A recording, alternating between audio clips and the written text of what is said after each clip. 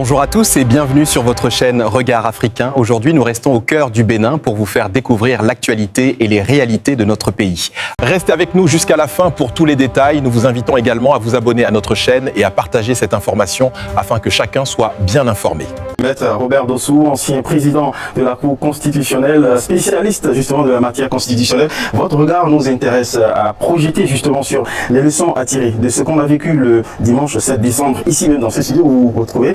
Et d'ailleurs, vous nous avez confié à nous Chaliton, c'est la première fois que vous découvrez un si beau studio. Mais justement ici, tout a failli s'arrêter, en tout cas l'ordre normal des choses. Vous avez bien introduit dans vos prises de parole sur ce qui est arrivé une nuance. Les thèmes sont interchangeables pour désigner ce qui s'est passé. C'est putsch ou coup d'État. Qu'est-ce qui s'est passé ici? Qu'est-ce qu'on doit dire?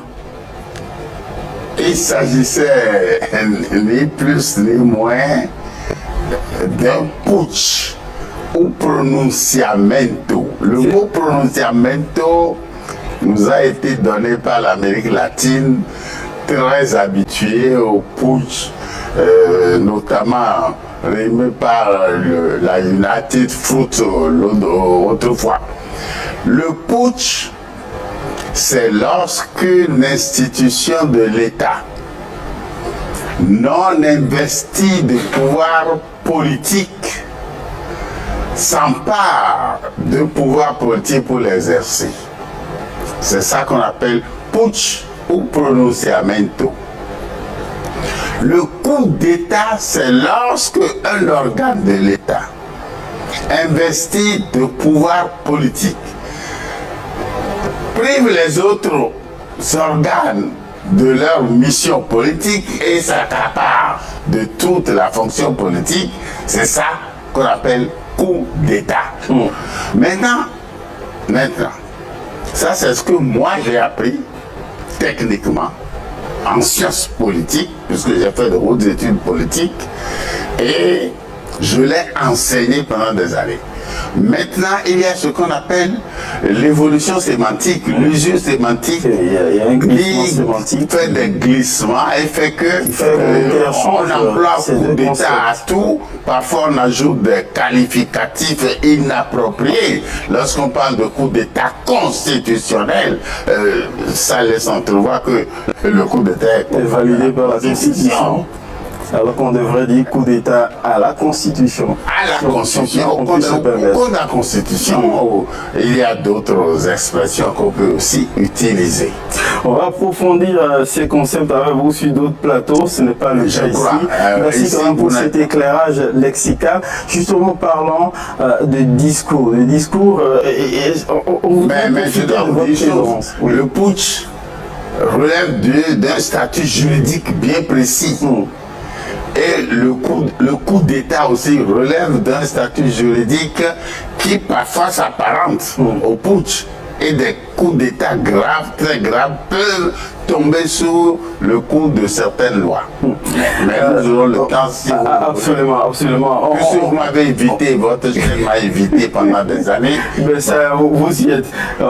Personne ne vous a invité en vérité, vous y êtes. Il y a eu sans doute des malentendus. Alors, justement, profite de votre présence pour avoir des éclairages sur des discours publics qui peuvent avoir des conséquences juridiques graves, voire même très graves sur le fondement du vivre ensemble.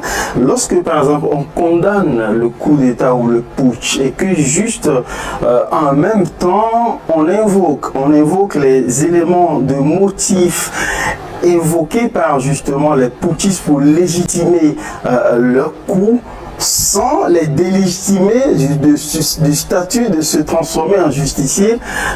Est-ce qu'on ne crée pas une confusion? Est-ce que justement on ne légitime pas finalement l'acte qui a été posé?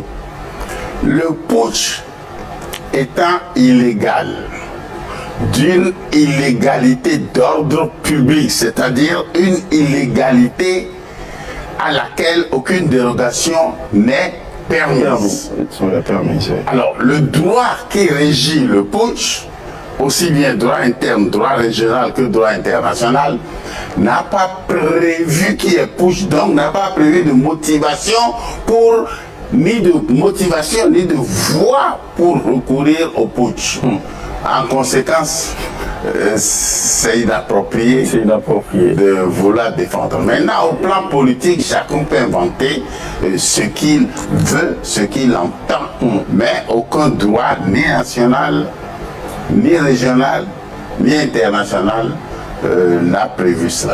Parce qu'en somme, lorsqu'on a envie d'enfourcher, de défendre une cause publique, ben, quand on est militaire, on se dépouille de son treillis et de son fusil, et puis ben, là, on va à la régulière. Mais oui, voilà. Lorsque nous avions rédigé la première mouture de la Constitution du 11 décembre 1990, nous avons fait ce qu'on a appelé la popularisation, c'est-à-dire nous avons fait débattre, on a distribué cette constitution partout sur l'étendue du territoire national, même dans les casernes. Mais les militaires nous ont dit que, parce que nous avons prévu que le militaire, une fois qu'il est élu, se donne sa démission de l'armée. Les soldats ont dit ah non, il donne sa démission avant d'être candidat. Nous avons trouvé qu'ils avaient raison, d'où l'utilité des popularisations préalables. Il y a une leçon qu'on doit tirer du coup d'arrêt qui a été justement opposé par les loyalistes justement à ces mutins. Cela nous dit quelque chose de notre démocratie et surtout de notre armée. Ça nous dit beaucoup. De notre armée. L'armée béninoise s'est engagée dans le projet de société que cette armée, sous la signature de leur chef de l'époque, a envoyé au comité national préparatoire de la conférence nationale, signé des chefs supérieurs de l'armée et au cœur de la conférence nationale de 1990, le chef d'état-major de l'époque, le colonel Vincent Guézaudier, s'est levé lorsqu'il y a eu des rumeurs de putsch qui ont circulé dans la salle, et il a dit qu'au nom de toute l'armée béninoise, il nous déclare que l'engagement est pris, qu'ils resteront dans leur caserne, qu'ils ne se mêleront plus de putsch. Et le 7 décembre 2025, l'armée a respecté ce pacte que leur chef avait. Mais ça, c'est le mutin. Mais les loyalistes ont respecté, attention. Les loyalistes ont respecté ce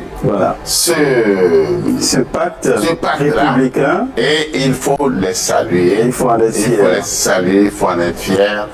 Et mais il y a des leçons. Merci beaucoup à vous. Vous qui avez été témoin, mais aussi acteur très important dans le tournant démocratique du Bénin, justement à l'accouchement de ce pacte républicain respecté aujourd'hui par l'armée. Merci d'avoir évoqué l'origine de ce pacte. Merci. Et merci à notre armée aussi. Merci d'être passé.